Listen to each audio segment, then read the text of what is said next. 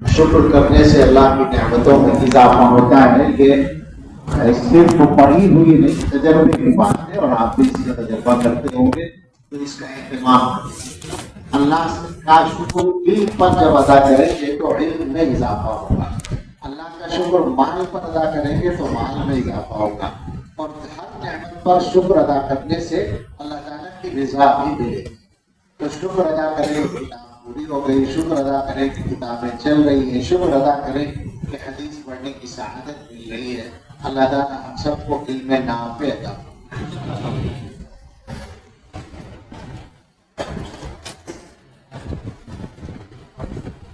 علم نافع کے تعلق سے میں گفتگو کر چکا ہوں.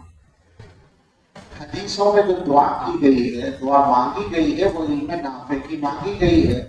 اور جو علم نافع نہ ہو اس سے پناہ مانگی گئی ہے.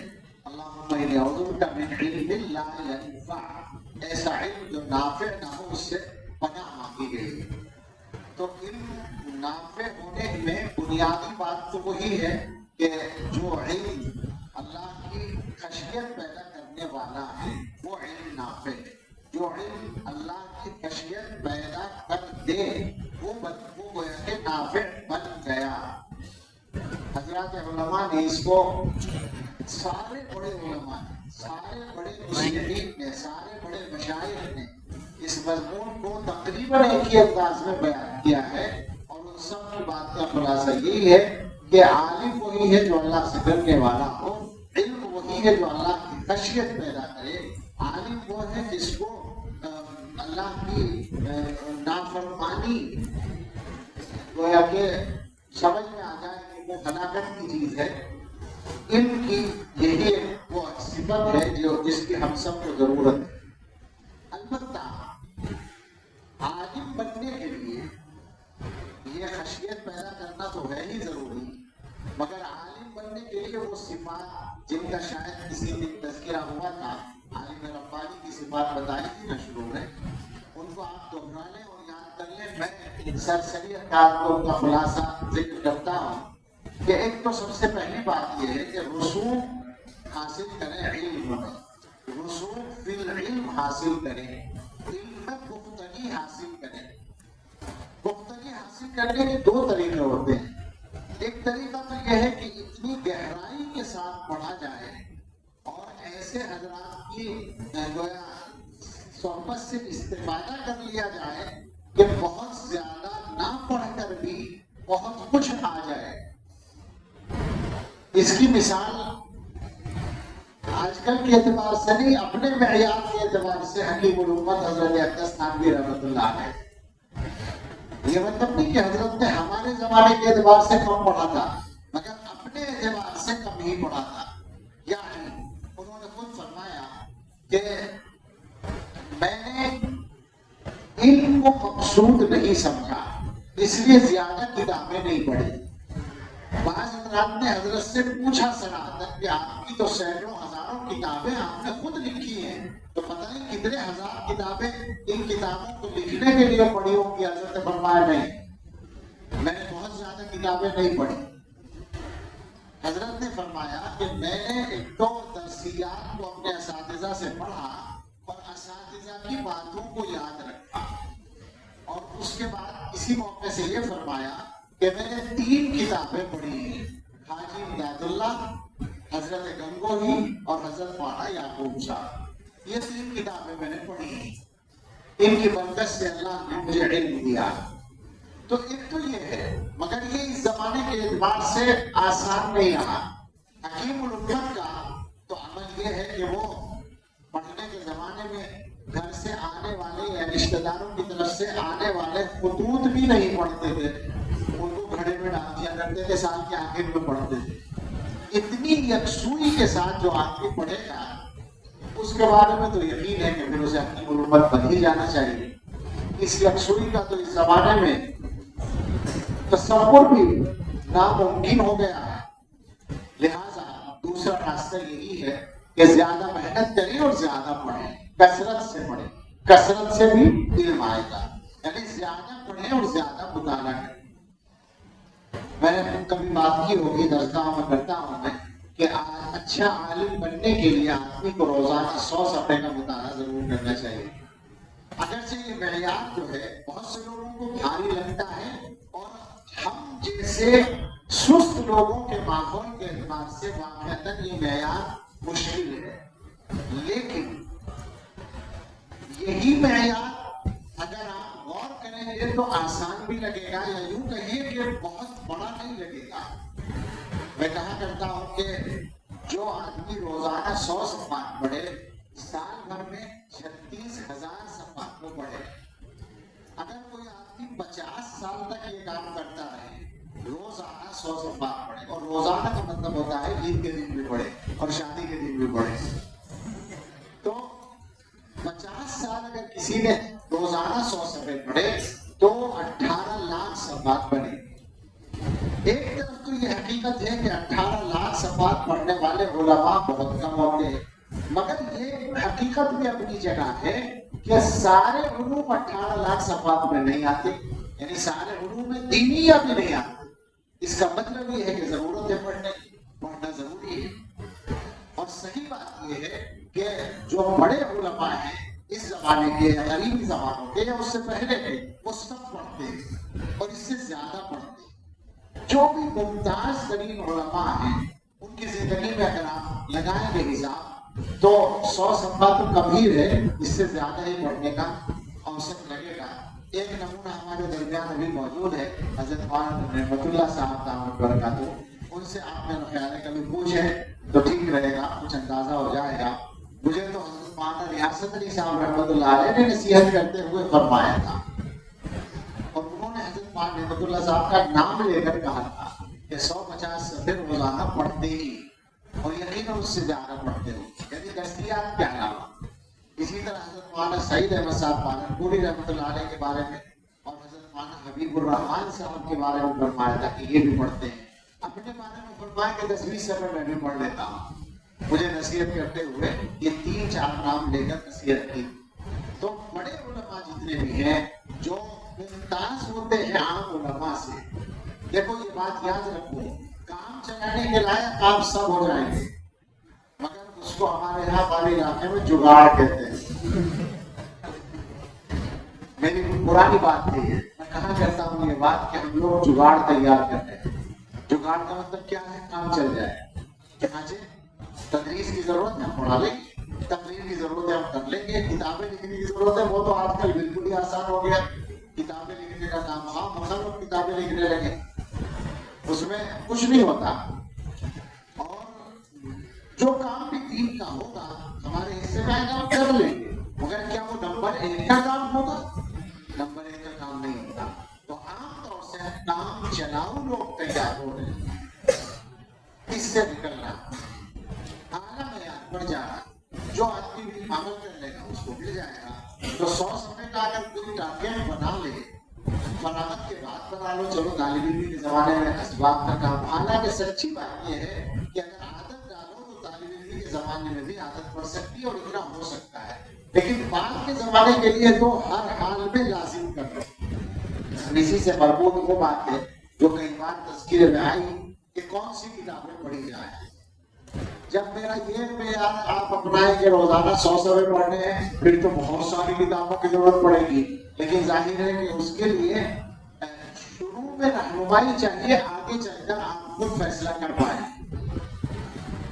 سردست یہ ہے جو مختصر مطالعہ ہے، یعنی لازمی مطالعہ ہے، اس کا خلاصہ اگر میں عرض کروں تو وہ یہ ہے کہ تفسیر، حدیث، فقہ، عقائد، تصوف، تاریخ، سیرت، ان چند علوم پر کچھ کتابیں آپ نے ضرور پڑھی ہوں، ایسا ہونا چاہیے. اور یہ کھلا ہوا راز میں ذکر کر دوں کہ اکثر ہمارے فضلاء ان ساری چیزوں کو پڑھتے نہیں. تفسیر میں ظاہر ہے کہ سب سے بڑھ کر اللہ کا کلام ہے. ہمارے اکثر فضلاء ایسے ملیں گے کہ قرآن کی پوری تفسیر درس میں جو مجبوراً پڑھی ہے وہ پڑھی ہے. درس میں ہمارے نصاب میں 2 مرتبہ آدمی تفسیر پڑھتا ہے، ایک ترجمے کے عنوان سے 3 سالوں میں اور ایک جلالین شریف کی شکل میں. تو یہ تو سبق میں پڑھ لیا. اس کے علاوہ مطالعہ جس کو کہتے ہیں، ہمارے اکثر فضلا وہ ہیں، یعنی ہمارے کا مطلب ہمارے مدارس کے، کہ وہ ایک پوری تفسیر کوئی بھی پڑھا ہوا نہیں ہوتا اکثر و بیشتر. ان میں سے منتخب لوگ ہیں جو پڑھ لیتے ہیں.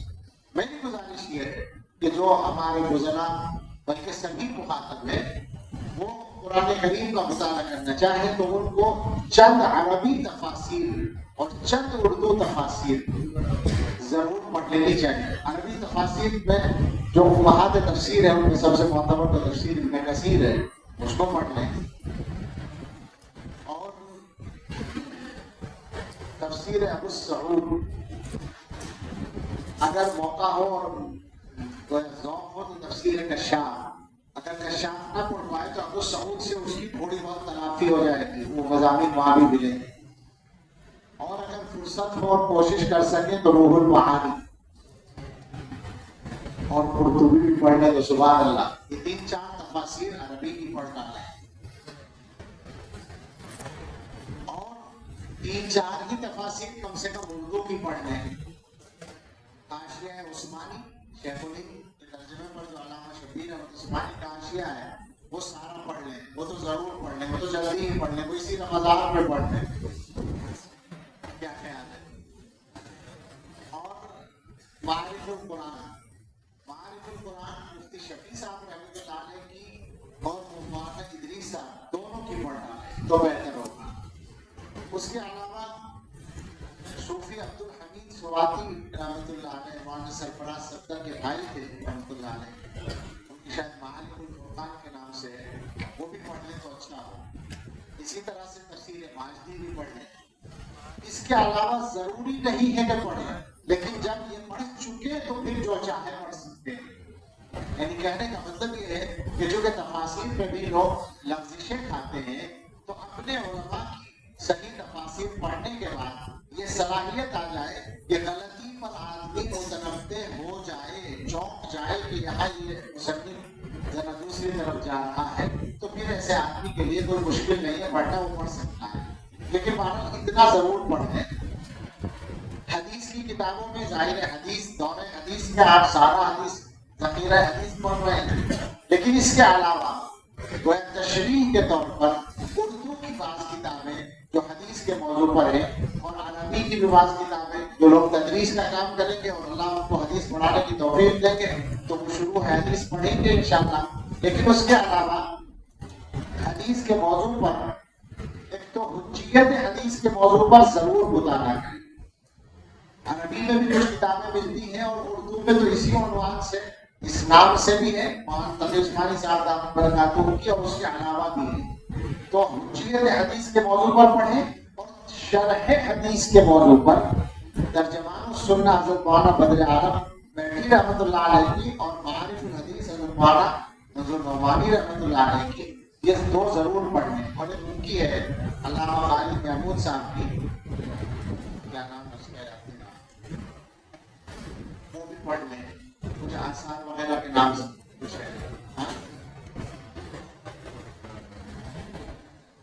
جو بھی ہے خالد محمود صاحب. اس کے علاوہ بھی کوئی معتبر کتاب ہو تو پڑھیں، ضرور پڑھیں، تاکہ احادیث کی تشریح کا سلیقہ مل جائے اور ذخیرہ بھی آ جائے ذہن. اس کے بعد فقہ کی بات کرتے ہیں ہم، تو فقہ ویسے تو الحمدللہ تفسیر جامع میں خوب پڑھایا جاتا ہے، مگر فارغ ہونے کے بعد کتنے لوگ ہیں جن سے مسئلہ پوچھا جائے تو آسانی سے مسئلہ بتا دیں. باقی اب تو کتنے لوگ ہیں جو افتاء کی تہمت لے کر جاتے ہیں، ان سے مسئلہ پوچھا جائے تو وہ بتاتے ہیں. میں نے غلط نہیں کہا ہے، اتفاق سے نہیں نکل گیا زبان سے. آج تہمت ہی چل رہی ہے آج کل، ان پر تہمت ہے، افتاء پر تہمت ہے، یہ غلط فیصلہ کر لیں دیانت کے خلاف. تو فقہ پڑھیں. فقہ میں عربی میں بتائے صنائع ضرور پڑھیں، ساری پڑھ لیں، ایک بار پڑھ لیں یا کئی بار پڑھ لیں. جتنی بار پڑھیں گے اتنی زیادہ تفقہ میں اضافہ ہوگا. اور ہدایہ اگر پڑھانے کا موقع ملے تو ضرور پڑھائیں اور ویسے بھی مطالعہ کریں. مجھے اللہ نے توفیق دی، میں نے ساری جلدیں پڑھائی ہدایہ کی بات پر. تو ہدایہ کی شروع میں سے بھی کسی کو پڑھ لیں، لیکن بتائے صنائع ضرور پڑھیں. اور اگر जुज़ियात पर नजर डालनी हो तो शामी पर डालें, सुभान अल्लाह। उर्दू में भी फिक़ह पढ़ें। हमारे मुअतबर अकाबिर मुफ्तियान किराम के जो फतावा के मजमूए हैं उनमें से कोई एक मजमुआ पूरा पढ़ें। मसलन किफ़ायतुल मुफ्ती पढ़ लें, फतावा रहीमिया पढ़ लें, फतावा महमूदिया पढ़ लें, इमदादुल फतावा पढ़ लें, या कोई और मजमुआ है मुअतबर उलमा में से किसी का, वो पढ़ना ये जरूरी है। अकीदे के मौजू पर जरूर पढ़ें। अकीदे के मौजू पर हमारे अकाबिर ने बहुत ज्यादा तो नहीं लिखा, लेकिन जो लिखा है वो ठोस है और वो हमारी जरूरत है, उसको पढ़ें। बहुत सी किताबें मगर अकीदे के उन्वान से ज्यादा नहीं मिलेंगी। आमतौर पर अहले बातिल के रद में लिखी हुई किताबों में ये मजमून मिलेगा, तो उनको पढ़ें। उसके अलावा अरबी में भी जरूर पढ़ें। आज के जमाने में जो हालात हैं वो अकीदे की अहमियत को बहुत बढ़ा चुके हैं। अकीदा हर जमाने में अहम है और शरीयत की रोशनी में अहम है, ये पक्की बात है, लेकिन इस जमाने में मसले सियासी भी हैं और अकीदे को सियासत के जरिए से फैलाने का और सियासत के को अकीदे के लिए इस्तेमाल करने का सिलसिला जारी है। वो हम बात नहीं करना चाहता, मैं बिल्कुल साफ ही कह रहा हूँ। एक ही अकीदे की बात नहीं है, लेकिन बहरहाल जो मोटे तौर पर सामने है, जो सबसे बड़ा चैलेंज है वो राफिजियत है, वो शीइयत है। वो जो अकीदा है जिस जो हुकूमत के जरिए से ईरान जिसके लिए हमेशा गोया मकसद बेकार है और आलम अरब में पूरे इलाके में चौधराहट कायम करने के लिए काम कर रहा है और बातिल ताकतें उसकी मुआविन है। बिल्कुल गलतफहमी में ना पड़े कि फलां से जंग हो गई और फलां से जंग हो गई, वो अलग मसला है। वो अलग मसला है, ये अलग मसला है। वो अपनी जगह है, ये अपनी जगह है। तो बहुत हालात खराब, बहुत खतरनाक हालात है और ये बात तय है कि वो लोग नए सिरे से अपने मजहब को फैलाने के लिए मेहनत पर उतर गए और पहले से ज्यादा चालाकी के साथ उतर गए। तो अहले सुन्नत को बहुत ज्यादा होशियार रहने की जरूरत है और जब अहले सुन्नत कहलाने वाले लोगों में से कुछ लोग उनके आलाकार बन जाए तो बात और ज्यादा तशवीशनाक हो जाती है। मुझे बिल्कुल शौक नहीं है किसी आदमी के बारे में कोई तंज भी करने का, बिल्कुल कसम काट कर कहता हूँ, लेकिन ये ज़ौक़ अल्लाह ताला ने अपने बुजुर्गों की बरकत से दिया है कि गुमराह हो रहा हो कोई तो उससे तकलीफ होती है और जब किसी की गुमराही मुताअद्दी होने लगे तो ज्यादा तशवीश की बात है। और इस वक्त उनकी गुमराही मुताअद्दी हो रही है। जो साहिब सहाबा के बारे में इस जमाने में बात कर रहे हैं उनकी गुमराही मुताअद्दी हो रही है। फुज़ाला भी और आम मुसलमान भी उससे मुतासिर हो रहे हैं, इसलिए कि लोगों के जहनों में पूरी बात नहीं होती। जहन अच्छे होते हैं तो कोई जमा के बोलता है तो लोग समझते हैं कि शायद ये सही बात कर रहा है। हालांकि बहुत से लोगों को ये सलाहियत होती है कि वो बातिल और झूठ को भी इतनी कुव्वत से बोलते हैं कि लोग सच भी नहीं बोल पाते उतनी कुव्वत से। ये भी शैतान की तरफ से मदद होती है। अल्लाह हिफाजत फरमाए, उनको भी हिदायत दे और दूसरों को भी महफूज रखे। तो अकीदे के मौजू पर बड़ी एक पहलू और है। अकीदे के मौजू पर जो सलफियत है हमारे जमाने की सलफियत यानी गैर मुक़ल्लिदियत, उसने बड़ा नुकसान किया है। आलम अरब में बहुत से ममालिक में और खासतौर से सऊदी अरब में हुकूमत की ताकत से हुकूमत को अपने साथ करके या उनको धोखा दे करके इस नजरिए ने जिस तरह से दुनिया में अपने आप को फैलाया और काम किया है, और ये वाकया है कि उन्होंने बहुत सारा काम कर डाला है। हम लोग तो बस वैसे ही अपना चल रहे हैं। इस जमाने में पूरा कुतुबखाना तैयार कर दिया है मौज़ूआत पर, और उनके यहाँ सिर्फ देवबंद नहीं बल्कि अशाइरा और मातुरीदिया गोया के तमाम अहले सुन्नत के जो मरकजी मजहब हैं उनके बारे में ये बहस है कि ये अहले सुन्नत में दाखिल हैं या नहीं है। और जो उनमें मुअतदिल मिजाज है वो ये कहते हैं कि मिन वजहिन दाखिल है मिन वजहिन खारिज, मुअतदिल मिजाज। वरना मोटी मोटी किताबें लिख दी गई हैं, सबको अहले सुन्नत से खारिज कर दिया गया है। इसलिए पढ़ना जरूरी है, बहुत ज्यादा जरूरी है। इस पर मेहनत करें और जो लोग भी इसका ज़ौक़ रखते हो तो वो बहुत मुताला करके और तैयारी करके इस मौजू पर काम करें। لوگوں کو گمراہی سے بچانا اور اپنے لیے ہدایت پر قائم رہنے کی کوشش کرنا یہ ہماری ذمہ داری ہے۔ تو عقیدے کے موضوع پر پڑھنا ہے، تصوف کے موضوع پر بھی پڑھیں، اس لیے کہ یہ بھی ہمارے دین کا ایک شعبہ ہے جس کو قرآن میں تزکیہ کہا گیا ہے۔ ہمارا تصوف اور کچھ نہیں ہے، ہم ذمہ دار نہیں ہیں کہ تصوف کے نام پر دنیا میں کیا گیا، اس کے ہم ذمہ دار نہیں ہیں۔ ہمیں معلوم ہے تصوف کی تاریخ، ہمیں معلوم ہے، ہمیں تصوف کے نام پر ہونے والی بدعتوں کا بھی پتہ ہے، تصوف کے نام پر ہونے والی شرکیہ چیزوں کا بھی پتہ ہے، لیکن تصوف کے نام سے چڑھ کر اس زمانے میں جو سلفیوں نے ماحول بنانے کی کوشش کی ہے وہ باطل بات ہے۔ صحیح بات یہ ہے کہ ہمارے بزرگوں کا جو تصوف ہے وہ اتباع شریعت کو آسان بنانے کا راستہ ہے۔ اسی لیے حضرت مولانا علی میاں رحمۃ اللہ علیہ نے کتاب لکھی تھی ربانیہ کا ربانیہ، اردو میں اس کا ترجمہ ہے تزکیہ و احسان یا تصوف و سلوک، یعنی ہمارا جو تصوف ہے وہ ربانیت نہیں ہے، وہ ربانیت، عالم ربانی بنانا ہی مقصود ہے۔ تو اس کو پڑھیں اور اس میں بڑوں کی یعنی قدیم علماء کی کتابیں بھی پڑھیں، امام غزالی اور مجدد الفسانی وغیرہ کی رحمہ اللہ تعالی، اور حضرت اقدس حکیم الامت تھانوی رحمۃ اللہ علیہ کی کتابوں سے تو اس معاملے میں بے نیاز ہو ہی نہیں سکتا آدمی۔ اس کے علاوہ اپنے اور اکابر شیخ الاسلام حضرت مدنی رحمۃ اللہ علیہ کی اور شیخ الحدیث حضرت مولانا زکریا صاحب رحمۃ اللہ علیہ کی تحریرات پڑھیں، اور ہمارے حضرت کی کئی کتابیں ہیں جو اس موضوع پر بہت مفید ہیں، ان کو پڑھیں ضرور۔ اور یہ ایک بات یاد رکھیں کہ خالی پڑھنے کا کام نہیں ہے، یہ آگے محنت کرنے کا کام ہے، اس پر جائیں۔ ایک موضوع ہے پڑھنے کا بہت ضروری موضوع سیرت کے موضوع پر عام طور سے مطالعہ ناقص ہے لوگوں کا، ہم سبھی اس میں شامل ہیں، تو کوشش کریں کہ سیرت پر آپ کتابیں پڑھیں۔ سیرت میں جو عربی میں کتابیں لکھی گئی سیرت کے موضوع پر جو امہات کتب کہلاتی ہیں، سیرت ابن ہشام وغیرہ، ان کو پڑھیں، اور ایک مخصوص انداز کی جو سیرت ہے جو گویا سنت کا بیان ہے، زاد المعاد علامہ ابن قیم، اس کو ضرور پڑھیں۔ اور اس کے علاوہ سیرت کے موضوع پر جو اردو میں کتابیں ہیں ان کو پڑھیں۔ اس میں مناسب یہ ہے کہ سب سے پہلے سیرت المصطفیٰ پڑھ لیں حضرت مولانا ادریس کاندھوی رحمۃ اللہ علیہ کی، اور اس کے بعد اور کتابیں پڑھیں جن میں خاص طور سے سیرت النبی علامہ شبلی اور علامہ سید سلیمان ندوی رحمہ اللہ کی، اور رحمۃ للعالمین قاضی سلیمان منصور پوری رحمۃ اللہ علیہ کی، اور اس کے علاوہ جو بھی اس طرح کے معتبر لوگوں کی لکھی ہوئی کتابیں ہیں ان کو سیرت کے موضوع پر پڑھیں۔ تاریخ کا ایک مستقل موضوع ہے، یعنی تاریخ عالم اور تاریخ اسلام، آپ کو تاریخ سے واقف ہونا چاہیے۔ اس موضوع پر جو بھی کتابیں ملتی ہیں، دستیاب ہیں، عام طور پر وہ پڑھنے کی ہے۔ آج کل ایک نئی کتاب لکھی گئی ہے، کیا نام ہے اس کا؟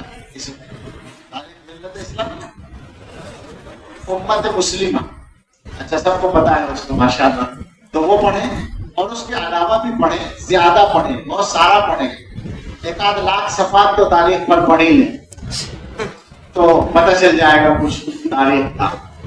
یہ میں مذاق نہیں کر رہا ہوں، ہر فن پر 1 لاکھ صفحے اگر نہیں پڑھو گے تو مزہ نہیں آئے گا، بصیرت تو نہیں ہوگی۔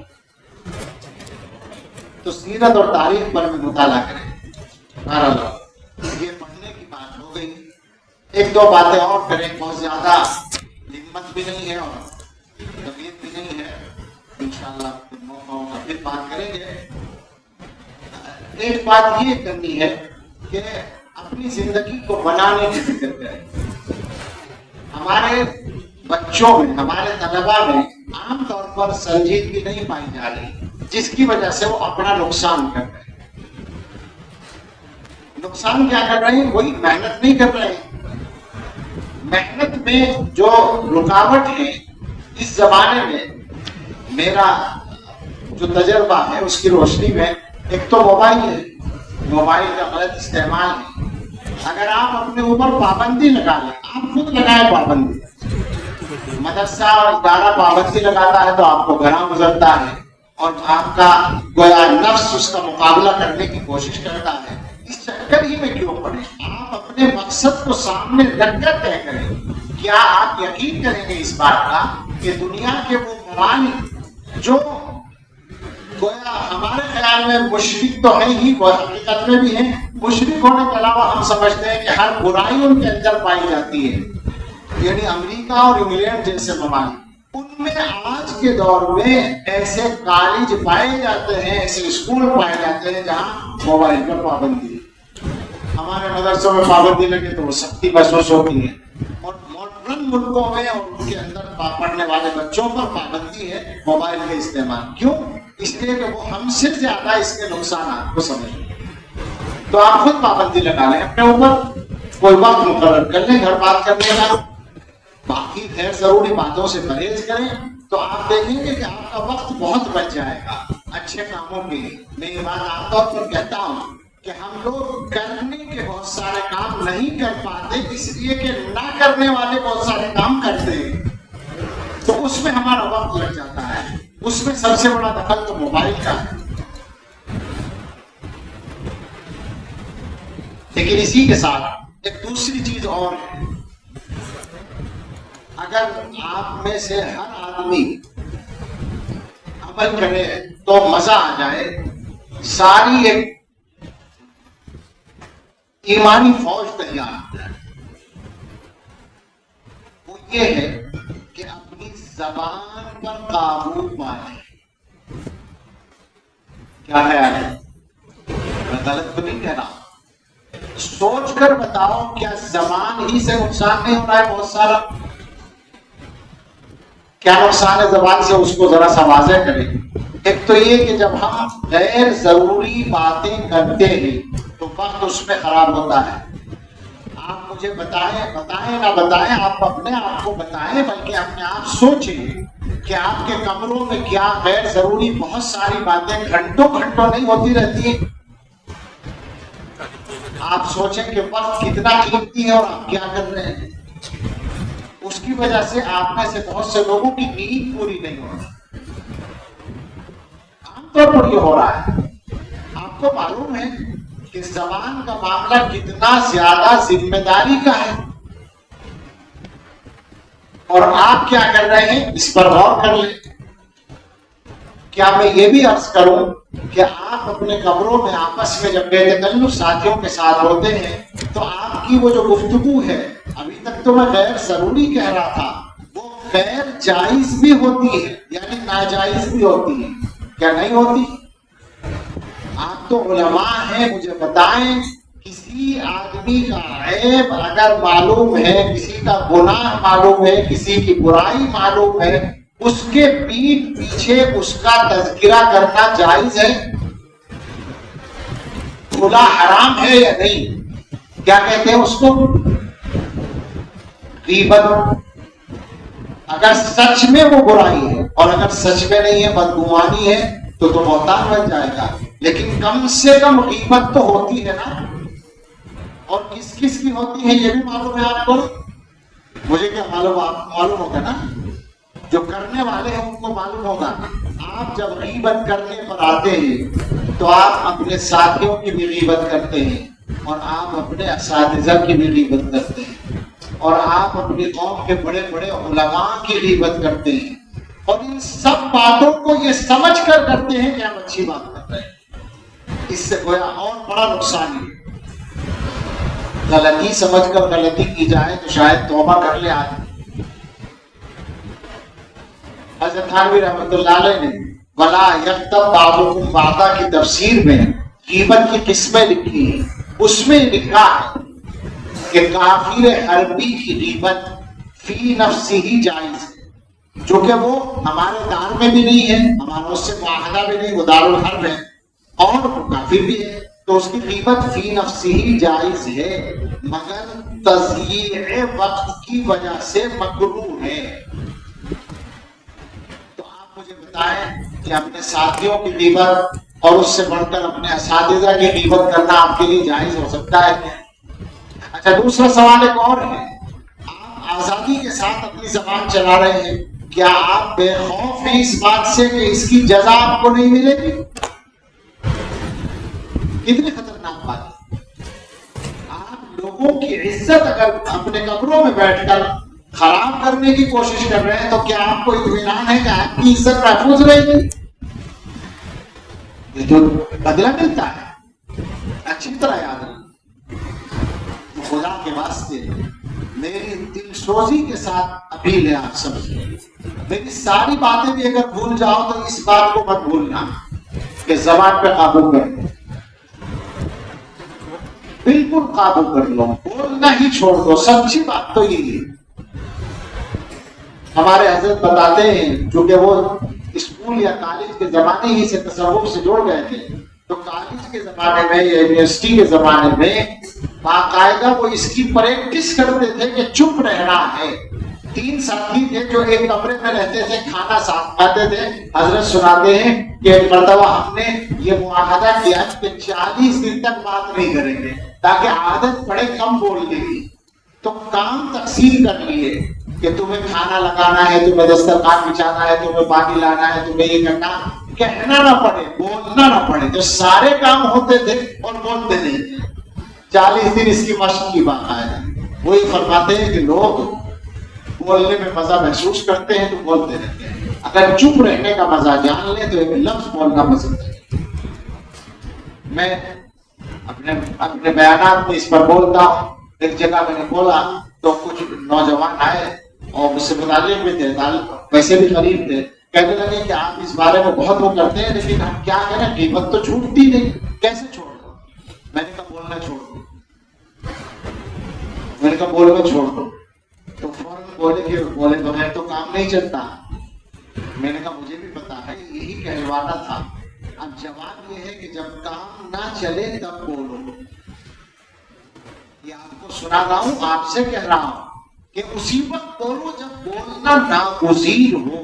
بولے بغیر کام نہ چلے تب بولو، ورنہ چپ رہو۔ پھر دیکھو علم کس طرح آتا ہے تمہارے پاس۔ ایک نصیحت اور کرتا ہوں سارے مولویوں کو، مولوی بیٹھے ہیں سامنے، حسد سے بچو، حاسد مت بنو۔ یہ بھی اور پہلے والی بھی، غیبت اور حسد، یہ دونوں سچی بات یہ ہے کہ ہر طبقے میں پائی جاتی ہے، مگر کہے بغیر چارہ نہیں ہے کہ شاید ہمارے اندر زیادہ پائی جائے۔ کیا مصیبت ہے آپ؟ کیا ہم لوگوں کا اللہ پر ایمان نہیں ہے؟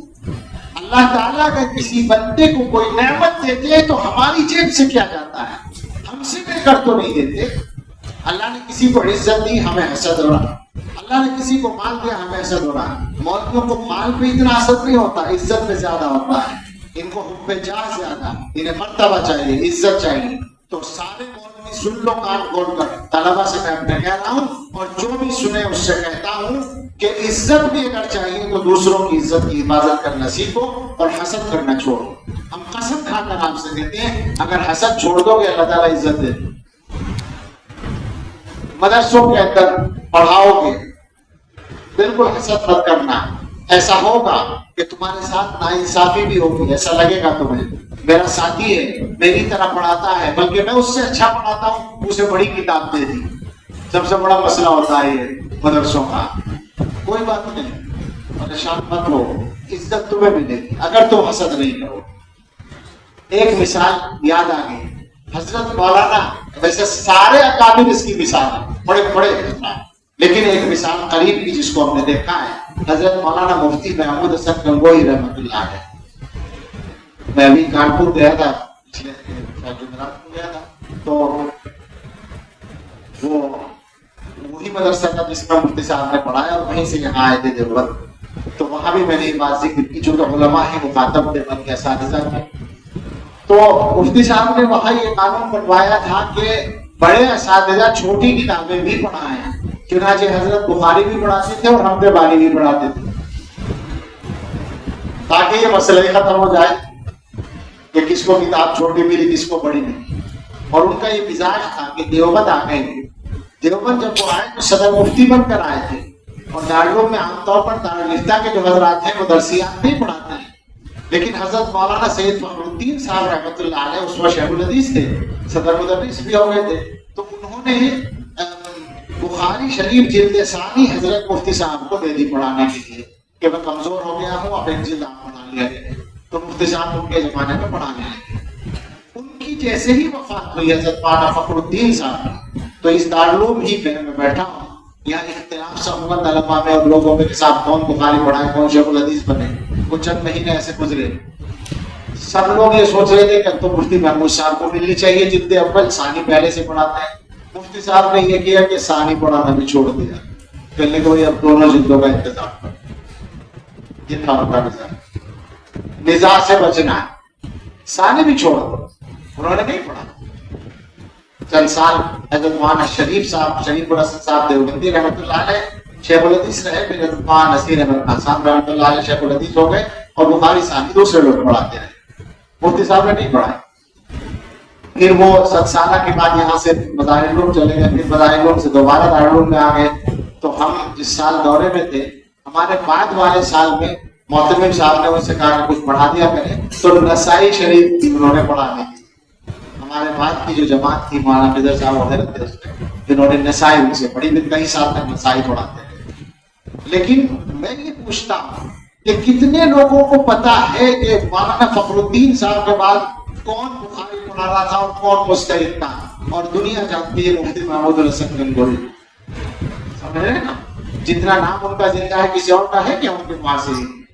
اور اب تو میں دیکھتا ہوں کہ ان کی کرامتیں میں سمجھتا ہوں کہ صاحب دارالعلوم میں محتمم اور شیخ الحدیث پہلی بار ایک آدمی بنا ہے، وہ ان کا تیار کیا ہوا آدمی ہے۔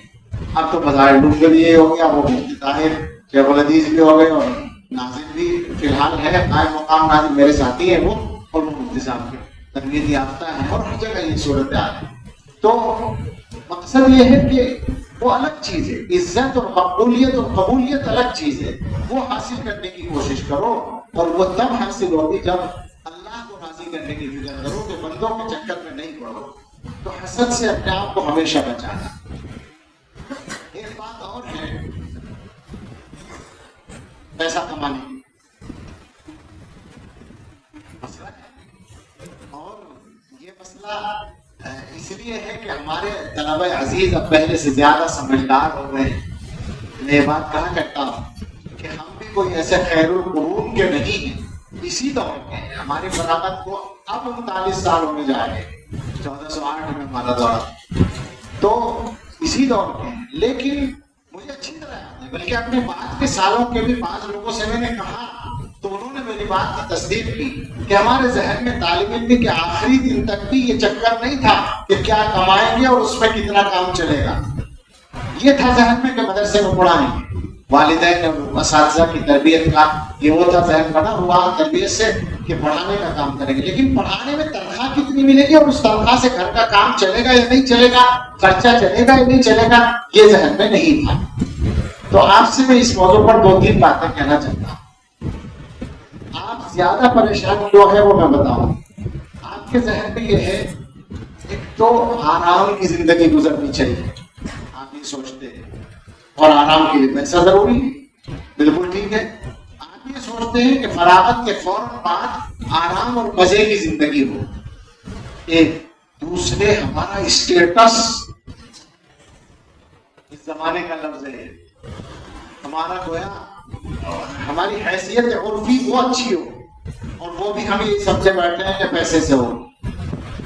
یہ ہمارے ماحول میں گراوٹ آئی ہے، میں مانتا ہوں اس بات کو کہ ہمارے ماحول میں یہ گراوٹ آئی ہے کہ بہت سی مرتبہ عزت پیسے سے متعلق نظر آتی ہے۔ تو اگر کچھ بچے غلط فہمی میں مبتلا ہوں تو یہ ممکن ہے، لیکن آپ سے کہنا ہے کہ آپ نکال دیں دماغ سے، عزت کا معیار آپ کے لیے پیسہ نہیں ہے، فقط اور فقط علم ہے، اور کچھ بھی نہیں۔ دوسری بات آرام سے گزرنے کی بات یہ ہے کہ جو لوگ صرف پیسہ کمانے کو مقصد زندگی بناتے ہیں، 2-4 سال کے اندر وہ بھی مالدار نہیں بنتے، انہیں بھی ٹائم لگ جاتا ہے سیٹ ہونے، تو کچھ ٹائم کے بعد تو مولوی کا کام بھی ٹھیک ہو جاتا ہے، کام چل جاتا ہے، اور مناسب کام چل جائے بس یہ کافی ہے۔ بہت زیادہ عیش و آرام نہ بھی ملے تو کام چلے، مل جائے تو بہت اچھا، ہم دعا کریں سب کو ملے، لیکن مقصد نہ بنائیں، اس کو مشن نہ بنائیں۔ یہ بات یاد رکھیں کہ آپ کی عزت پیسے سے نہیں ہے، اور ہماری پوری امت کی تاریخ اس بات کی گواہ ہے کہ زیادہ عزت کس کو ملی ہے، کیا پیسے والوں کو ملی ہے یا علم اور تقوی والوں کو ملی ہے؟ پوری امت کی تاریخ بادشاہوں سے زیادہ عزت ملی ہے، آپ کو بتایا نا، یعنی امام اعظم ابو حنیفہ سے ڈرتی ہے حکومت، کیوں؟ اس لیے کہ عوام ان کے ساتھ تھی۔ عبداللہ ابن مبارک بغداد میں داخل ہوتے ہیں اور استقبال کرنے والے ایک بھیڑ مجمع ہوتا ہے، ابن مبارک کو چھینک آتی ہے، وہ الحمدللہ کہتے ہیں، سارا مجمع اللہ کہتا ہے، شور کی آواز خلیفہ کو پہنچتی ہے، وہ پوچھتا ہے کیا چکر ہے، پتہ چلا کہ ابن مبارک آئے ہیں اور ایک مجمع استقبال کو آیا ہے، وہاں سے آواز آئی ہے۔ تو ان کی اہلیہ نے کہا، خالد ہارون رشید تھے وہ، زبیدہ نے کہا کہ حکومت ابن مبارک کی ہے، تمہاری نہیں ہے، لوگوں کے دلوں پر جو حکومت، اور آپ امت کی پوری تاریخ کو آپ پڑھ لیں اور علماء دیوبند کی تاریخ کو آپ پڑھ لیں تو آپ کو پتہ چلے گا کہ کس طرح، کس کو کہتے ہیں عزت، آپ کو معلوم ہے؟ حضرت حجت الاسلام حضرت نانوتوی رحمۃ اللہ علیہ، ان کے حالات کو پڑھیے، ان کے حالات میں یہ بات ہے کہ نیلی لنگی پہنے رہتے تھے اور سوتی کرتا ہوتا تھا، اور اللہ جانے بالکل ہی ان کی وضاحت اتنی معمولی تھی کہ کوئی آدمی دور سے دیکھ کر ان کو پڑھا لکھا آدمی بھی نہ سمجھے۔ وہ جا رہے ہیں کہیں مناظرہ کرنے اور تقریر کرنے کے لیے، اور گویا دیکھنے والے مطلب سمجھ بھی نہیں پا رہے، اور جب تقریر ہوتی ہے تو وہ سامنے والا غیر مسلم مقرر کہتا ہے کہ اگر تقریر پہ ایمان لانا ہوتا تو مولوی قاسم کی تقریر پہ ایمان لانا۔ اس کو عزت کہتے ہیں۔ حضرت گنگوہی رحمۃ اللہ علیہ کی آپ حیات پڑھیں، چند نام میں ضرور لینا چاہوں گا، اس لیے کہ آج کل یہ بھی ہو گیا کہ ہمارے طلبہ کو یہ بھی پتہ نہیں کہ ہمارے بڑے کون ہیں۔ حقیقت یہ ہے کہ جو دارالعلوم ہے، اس دارالعلوم میں 100 یا 1000 کچھ بھی آپ تعداد میں شمار بھی کرا سکتا ہوں، نام بھی لے سکتا ہوں، لیکن اگر میں 100 کے لفظ پر رکوں تو احتیاط زیادہ ہوگی۔ کم سے کم 100 آدمی تو ایسے تیار کیے ہیں جن میں سے دوسرے اداروں کے پاس ایک ایک دو دو آدمیوں کی نظیر ہے تو وہ ان کے لیے کافی ہو رہی ہے پوری تاریخ۔ میں سچ کہتا ہوں 100 سے زیادہ دارالعلوم کے ابنا ایسے ہیں کہ ان کی مثالیں دوسرے اداروں میں 1 یا 2 یا 3 ہیں تو وہ پوری تاریخ فخر کرنے کے لیے ان کی کافی ہے۔ یہ عجیب جگہ ہے۔ حضرت گنگوہی رحمۃ اللہ علیہ کو یاد کرو اور پڑھو، حضرت نانوتوی رحمۃ اللہ علیہ کو یاد کرو اور پڑھو، حضرت شیخ الہند رحمۃ اللہ علیہ، کس کو کہتے ہیں عزت؟ شیخ الہند کا نام حکومت کر رہا ہے اور اپنے زمانے میں، سبحان اللہ، کیا مقام تھا اور کیا درجہ تھا شیخ الہند کا۔ حضرت تھانوی رحمۃ اللہ علیہ کو پڑھو اور دیکھو کہ کیا ان کے ہاں صورتحال تھی، کیسی عزت اللہ نے دی تھی۔ حضرت مدنی رحمۃ اللہ علیہ کو دیکھو اور پڑھو اچھی طرح پڑھو، قریب سے پڑھو۔ علامہ انور شاہ کشمیری رحمۃ اللہ علیہ کو پڑھو، حضرت مفتی کفایت اللہ صاحب رحمۃ اللہ علیہ کو پڑھو، حضرت مولانا علامہ شکیل احمد عثمانی رحمۃ اللہ علیہ کو پڑھو، حکیم الاسلام حضرت مولانا قاری طیب صاحب رحمۃ اللہ علیہ کو پڑھو۔ یہ بہت نمایاں اور مشہور اور جلدی یاد آنے والے چند نام میں نے لیے ہیں، لیکن جو میں نے بولا ہے پڑھنے کے لیے سینکڑوں بلکہ ہزاروں لوگ کافی ہیں، وہ موجود ہیں یہاں پر، جن کو پڑھ کر تم اپنے لیے نمونہ بنا سکتے ہو۔ پیسہ اصل نہیں ہے، بالکل نہیں۔ شیخ الاسلام حضرت مدنی کی عزت کا یہ عالم ہے کہ ہندوستان کا صدر جمہوریہ ان سے ملنے کے لیے دیوبند آیا تھا۔ ڈاکٹر راجندر پرساد جو آئے تھے وہ اصلاً دارالعلوم کی دعوت پر نہیں آئے تھے، وہ ایک گاؤں ہے یہاں پہ ٹھنڈی، وہاں ان کی دوستی یا رشتہ داری تھی، وہاں شادی میں جانے کے لیے تقریب ہوئی تھی، وہاں جانے کے لیے دیوبند سے گزرے تو بتایا گیا ان کو کہ دیوبند ہے، تو انہوں نے کہا یہ وہی دیوبند ہے جہاں مولانا حسین احمد صاحب رہتے ہیں، کہا وہی ہے، کا معلوم کراؤ اگر مولانا ہو تو ملیں گے۔ تو معلوم کرایا تو حضرت نہیں تھے، سفر میں تھے، تو انہوں نے پھر یہ کہا کہ ہم دوبارہ آئیں، تو وہ آئے تھے دیوبند اور ان کا وہ معائنہ موجود ہے جو آپ نے پڑھا ہوگا، اور میں نے وہ فوٹو دیکھا ہے جو چپکے سے لیا گیا تھا، حضرت بہت سخت تھے فوٹو میں، لیکن صدر جمہوریہ آیا ہوا تھا تو کسی نہ کسی نے لے لیا تھا، تو میں نے وہ فوٹو دیکھا ہے کہ حضرت تکیے سے دیگ لگائے ہوئے اس طرح بیٹھے ہیں اور ڈاکٹر راجندر پرساد اس طرح حضرت کے سامنے سر جھکا کر ادب سے بیٹھے۔ میں نے خود فوٹو دیکھا ہے، اللہ جانے کیا تھا وہ یاد نہیں رہا، شاید میرے استاد ہیں گنگو میں، ان کے پاس تھا۔ تو پیسہ اصل نہیں ہے۔ اس شیخ الاسلام کا یہ حال ہے کہ انہوں نے اپنا گھر بنایا تو قرضہ لے کر بنایا، جو سالوں میں ادا ہوا۔ آپ سمجھتے ہیں کہ ویسے سب کچھ ہوتا ہے، ایسا نہیں ہے۔ اور آج بھی جو تمہارے بڑے موجود ہیں، یہ مت سمجھنا کہ شروع سے مالدار ہے، اس غلط فہمی میں مت رہنا۔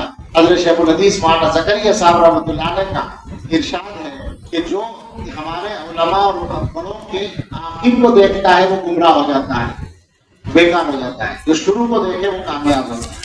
تو پڑھو، اکابر کو پڑھو، ان کی تاریخ کو پڑھو، ان کو سمجھنے کی کوشش کرو، اور دارالعلوم کو بھی سمجھو، اور دارالعلوم کی فکر کو بھی سمجھو۔ یہ بھی پڑھنے ہی سے آئے گا اور اساتذہ سے مل کر آئے گا۔ دارالعلوم کی بات آ گئی، مجھے اپنی بات ختم کرنی چاہیے، بہت دیر ہو گئی، لیکن دارالعلوم کی بات آئے تو میں بہت آسانی کے ساتھ، بہت نرمی کے ساتھ، بہت بے تکلفی کے ساتھ یہ عرض کروں گا کہ یہ دارالعلوم ہی دارالعلوم ہے۔ میں کسی سے مقابلہ نہیں کر رہا، مگر جو باتیں الٹی سیدھی کہی جاتی ہیں ان کو میں یہ میسج دینا چاہتا ہوں کہ وہ یہ باتیں کرنا چھوڑ دیں۔ ایسی باتیں کر کے وہ نہ دین کی خدمت کر رہے ہیں نہ کوئی خیر کی بات کر رہے ہیں۔ کیسے ہو جائے گی یہ بات کہ یہ دارالعلوم ہی نہیں رہا، اور کسی نے تو یہ کہنا شروع کر دیا کہ صاحب یہ اندرا گاندھی کا دارالعلوم ہے۔ کیا اگر ہمارے یہاں ایک اختلاف ہوا، میں نے مانا، اور حکیم الاسلام اس اختلاف کے نتیجے میں دارالعلوم سے الگ ہو گئے، اور جو انتظامیہ آئی اس کی سب سے مؤثر شخصیت حضرت مولانا سید اسد مدنی رحمۃ اللہ علیہ تھے، اور وہ کانگریس کے لیڈر بھی تھے۔ اس لیے یہ گالی دی جا رہی ہے کہ یہ دارالعلوم اندرا گاندھی کا دارالعلوم ہے۔ ہمیں کوئی بتائے کہ اس تبدیلی انتظامیہ کے بعد اکابر دیوبند، علماء دیوبند اور تاریخ دیوبند اور فکر دیوبند کی پوری حفاظت تمام شکلوں کے ساتھ کس نے کی؟ اور یہ میں سنی سنائی نہیں کہتا، مجھے یہ حق ہے کہنے کا کہ میں نے یہ سارا زمانہ دیکھا ہے۔ جب یہ تبدیلی ہوئی ہے تو میں یہاں نہیں پڑھتا تھا، میں گنگوں میں پڑھتا تھا، مگر میرے والد رحمۃ اللہ علیہ چونکہ دارالعلوم کے فاضل اور تمام افراد سے متعلق تھے تو ان کے پاس ہر چیز تحریری پہنچتی تھی، تو وہ ساری تحریریں میں نے پڑھی ہیں اور ماحول کو پورا قریب سے دیکھا ہے۔ اور پھر چند سال کے بعد تو ہم یہاں آئی گئے اور ہم دیکھ رہے ہیں 40 سال سے کم دارالعلوم، تو ہم اطمینان سے یہ بات کہتے ہیں کہ صحیح معنی میں فکر دیوبند، ظاہر ہے کہ مدرسے کا مسئلہ نہیں، مگر مدرسے کی حد تک بھی تعلیم کے معیار کی بات بھی اگر کریں گے، ضابطوں کی بات بھی اگر کریں گے، تو کون سا ادارہ ہے جس نے حفاظت کی ہے؟ اور فکر کے اعتبار سے بتائے کوئی کہ کس نے حفاظت کی ہے، کون ذمہ داری لیتا ہے، اور کون دوسروں کی مخالفتیں جھیلتا ہے؟ لیکن لوگ کرتے ہیں غیر سنجیدہ باتیں۔ ہمارا پیغام تو یہ ہے کہ دیوبند میں اگر اختلاف ہوا اور دو ادارے بن گئے تو یہ دونوں حقیقت میں ایک ہی ہے، ان کا سرچشمہ ہے۔ ان کی فکر ہے، اور اگر کچھ لوگ یہ سوچ رہے ہوں کہ ایسی باتیں کر کے وہ کچھ فائدہ اٹھا سکتے ہیں، تو میں نے ایک دن کہا تھا کہ مجھے اطمینان ہے کہ وقت دارالعلوم کے ذمہ داران ایسے بیوقوف نہیں ہے کہ وہ ان کی باتوں میں آ جائیں، ان کے باطل کی تائید کر کے یہ نہیں ہو سکتا، لیکن اس خاص مضمون یا مفہوم سے قطع نظر کر کے بھی میں کہتا ہوں کہ دارالعلوم کی حقیقت اور اہمیت کو آپ لوگ سمجھیں۔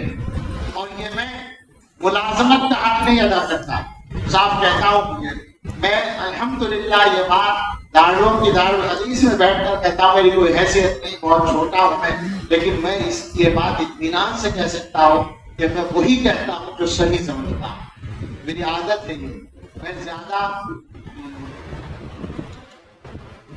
بس دعوے نہیں کرتا، میں زیادہ لہجے وہجے نہیں دکھاتا، میں زیادہ تعریف واریف کچھ نہیں کرتا، مگر یہ قسم کھا کر کہتا ہوں، نہ میں نے کبھی چاپلوسی کی ہے اور نہ کسی دباؤ میں کبھی کوئی بات نہیں ہے۔ میں حق بات کو جانتا ہوں وہ کہتا ہوں، اور مشاہدے کی بنیاد پر آپ سے کہتا ہوں، دارالعلوم کو سمجھیں۔ اور یہ ساری بات کرنے کا مقصد بھی یہ ہے یہ نہیں ہے کہ دارالعلوم کے کسی فائدے کے لیے بات کی جا رہی ہے، یہ نہیں ہے. وہ تو اللہ تعالیٰ اداروں کو چلاتا ہے، اور جب تک اللہ کو دارالعلوم سے کام لینا ہے وہ کام لیتا رہے گا. جب اللہ تعالیٰ کا ارادہ بدل جائے گا دنیا کی کوئی طاقت بھی نہیں چلا پائے گی. یہ پکی بات ہے.